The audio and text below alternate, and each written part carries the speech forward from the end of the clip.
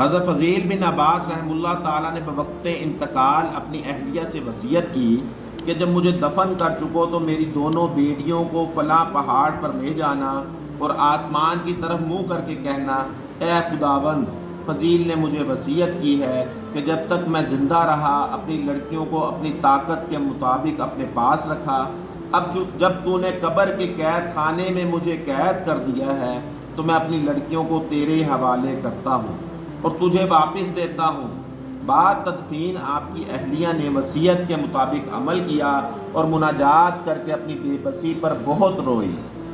اسی اثناء میں امیر یمن ماں اپنے دونوں بیٹوں کے اس جگہ پہنچ گیا اور اس نالہ و زاری کو سنا اور حال پوچھا۔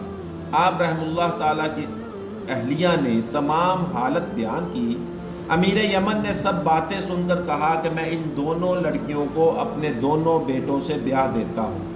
چنانچہ ان کو اپنے ہمراہ یمن لے گیا اور بزرگوں کو جمع کر کے 10,000 مہر پر ان کا نکاح کر دیا۔ جو شخص اللہ تعالیٰ کا ہو جاتا ہے اللہ تعالیٰ اس کا ہو جاتا ہے۔ ہمارے چینل کو لائک کریں، سبسکرائب کریں، بہت شکریہ۔